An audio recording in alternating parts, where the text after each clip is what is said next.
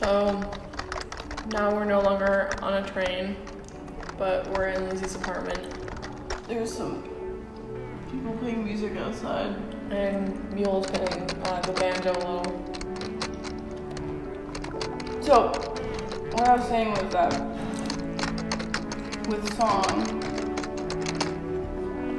the lyrics or the words are at the disposal of the music, or of the sound of it. Something like what the sound is trying to do. It forms around the notes and the chorus and and the main purpose isn't the words necessarily, but the music itself as a whole. Well, if anything, it also adds another element of feeling. So maybe you feel something through hearing the words, but it's interacting with the way that you feel because of the sound as well. Yeah. And there are songs that have melancholy lyrics and an upbeat tone, and that changes the feeling. And there are songs that you never know what the lyrics actually are, and it doesn't change the way you feel with the songs. Yeah. And you can like songs, like you can understand what a song, how a song feels without knowing the language, you know? Like a lot of people listen to English music, or English language music. Don't necessarily speak English. Yeah.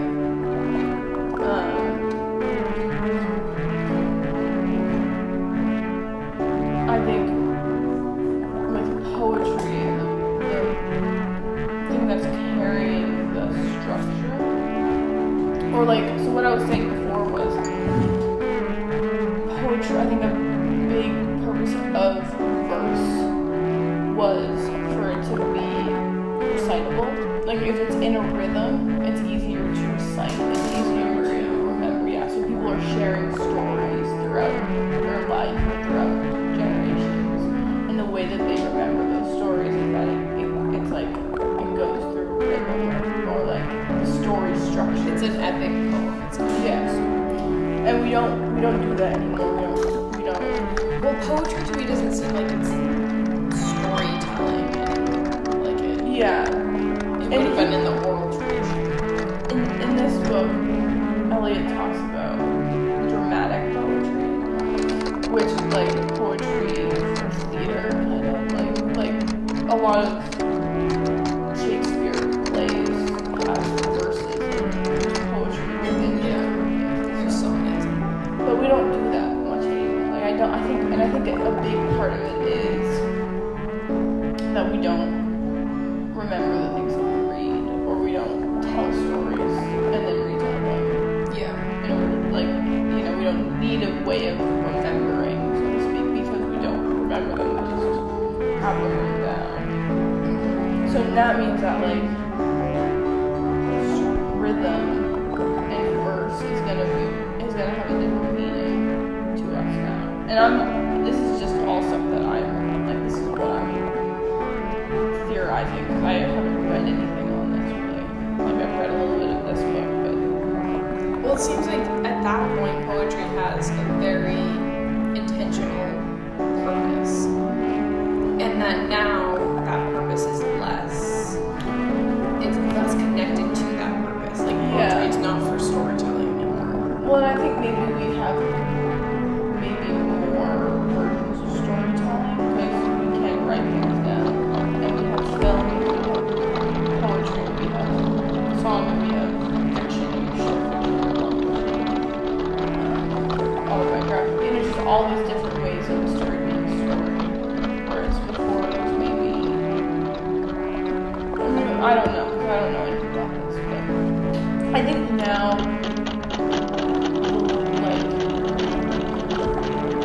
the purpose of a poem being different, being structurally different or sounding different than prose or a conversation.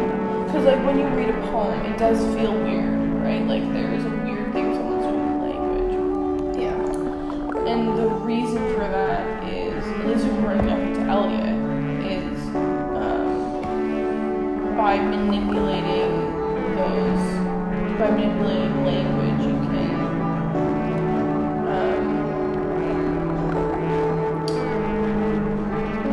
I guess manipulate feeling more. So like when we read the poem that I showed you by the math performer, the one with the guys that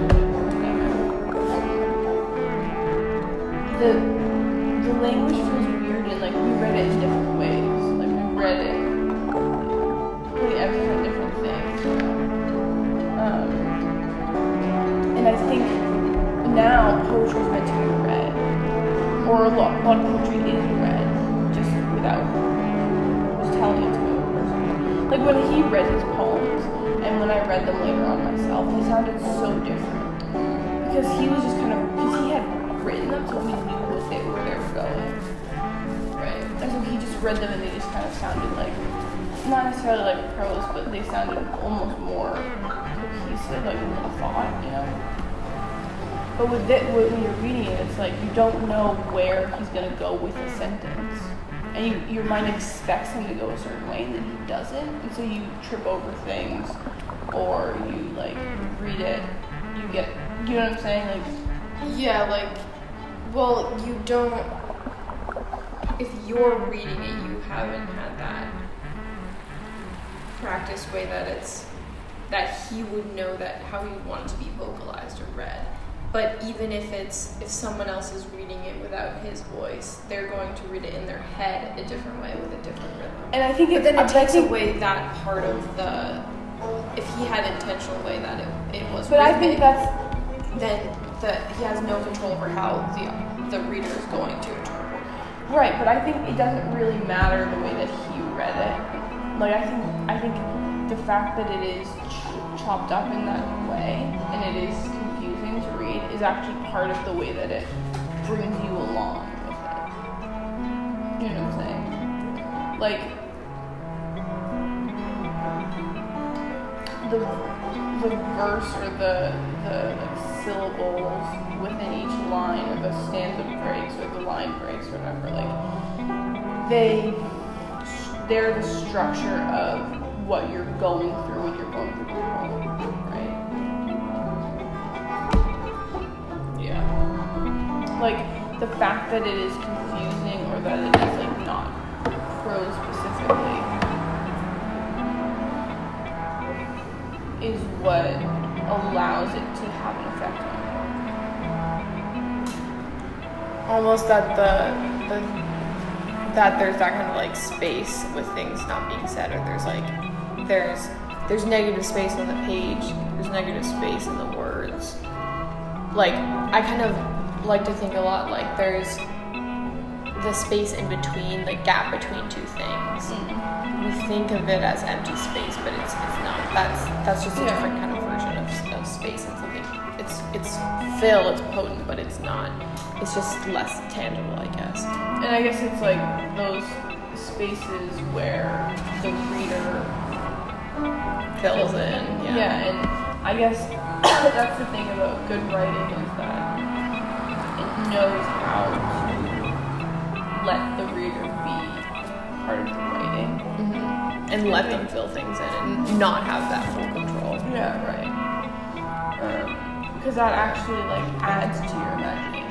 Well, and I think that no matter, like, art is an interaction, and when you're ingesting a piece of art, it's important for you to have an interaction between the art that you're ingesting and yourself, almost. Like, that's kind of why in live performance and in theater, I really hate when the audience sits down, when, like, that's the setup of the theater.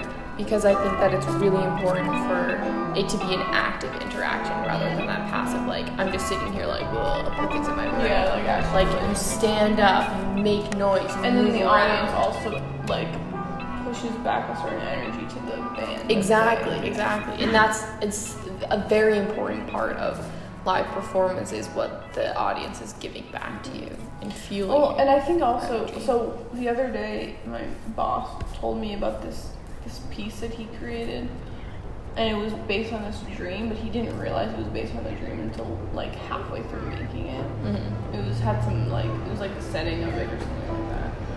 And he was saying how like he doesn't start out knowing what necessarily what he's doing or something. It just kind of things end up being relevant to what he's, at least this is how I interpret it, like things end up being relevant to what he's been thinking or what he's been dealing with. And I think that's maybe an important element of creating any sort of art with space for the reader, because, or the viewer or whatever, because then you don't quite know what it is, and so it can have a different shape, like it's more flexible, you know what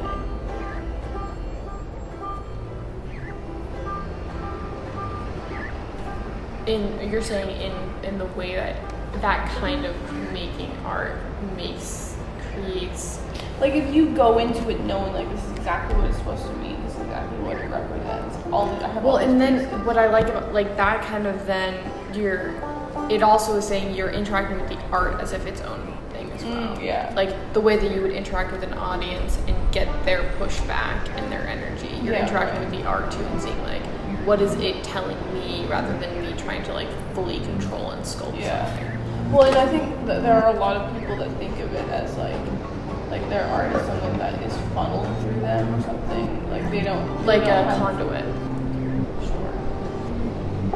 That's what it is. A conduit. Okay. You're a conduit for art. Like so, it's there's another thing. There's this symbol in Irish, like, or Gaelic culture or something called Awen, and it's that idea that like art is. That's kind of a symbol of like a conduit that art kind of comes through you, or you translate. Well, and I guess it's just that thing, like it has to be somewhat unconscious, or like you can't plan it meticulously. I guess because also we don't understand the complexities of ourselves or of the things around us. Yeah. And so by trying to control it, you're kind of taking. Well, and even when you do, I think you have to. You can't always hold all that information. Almost like manually. If you're able to like tap into that information, you have to be able to do it intuitively. You know, because when you're making anything, you're kind of working on your intuition. Well, that actually I think goes back to this idea of like poetry being beyond language, or beyond the consciousness of language or something. I'm not sure what it says, but like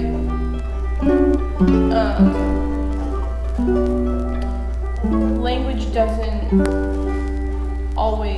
isn't always enough for what we have. Like language is still, it's like the best form of communication we have, yet it's faulty. Like there's all these ways you can't communicate with language, and so in that sense, if you're relying so heavily on the language to give forth everything you want to show someone or tell someone, then it's gonna fail, you know? Yeah, because you can't it's not possible to fully articulate something, really. Yeah, and it's I mean, I guess it's a construction, or it's a categorization of the things that we're going through, you know, the things that we're experiencing. It's like, it's a constructed way of articulating those things, whereas there's other elements to how we experience them. There's this feeling and sensation that we experience that you can't just say, this is what it was. Like, you can go through something and not be able to tell someone. Like, you can tell someone, but they're not going to experience it. They're not going to understand it. Whereas sometimes it is more accurate to have some sort of art or something that will be able to show that to someone. So when you write poetry yourself, are you kind of drawing on a feeling when you write? I don't know. I mean, I feel like most of the time I've written poetry, I haven't known what poetry is, and so I don't really know what to do. I think most of the time I'm writing poetry, poetry, I generally write prose, I think, but as poetry? Well, I think a lot of my poetry is not very, it's more based on the content or it has been more based on the content than, the sound or something, or the use of language.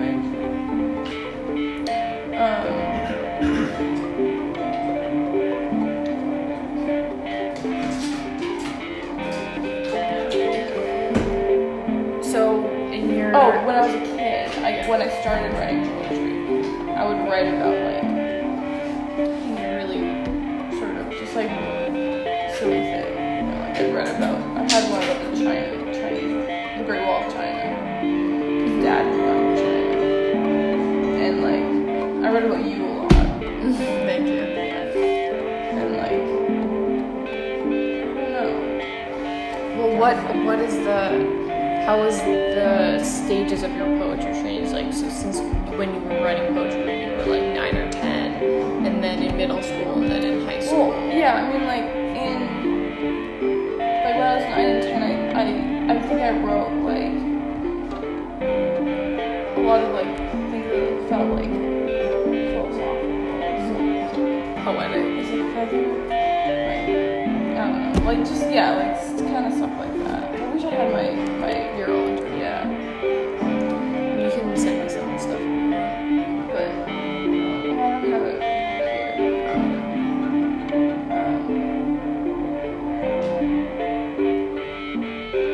But I wrote a poem that was also a story. It was about this is the first poem I ever wrote. It was the sun. I had seen the sky. The sky was pink fading to purple and rosy. Something like that. So I wrote the sun says goodbye to the moon. Or something like that. And the sun says, I don't want to know. Because what you have to do is my turn. You have the day and I have the night. And I got a lot of that's so nice. Such a good job and so on. Yeah. And then when I was in 11 and 12, I started writing really depressing stuff. I'm falling down a hole and something like that. And then I didn't really write poetry in high school. Because in high school it was you had to be good at everything you did. I wrote a little bit. I wrote some stuff about sexuality. I guess I wrote something about feeling you're supposed to want men to fix you, but you're also not supposed to not allow them to hurt you or something like that. I think it was after I read. After you read what?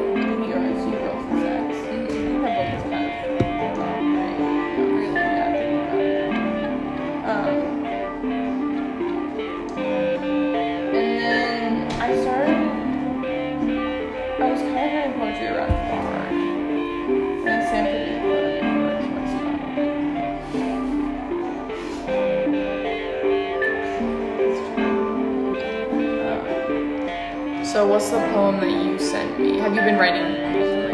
I've been writing a little, yeah, especially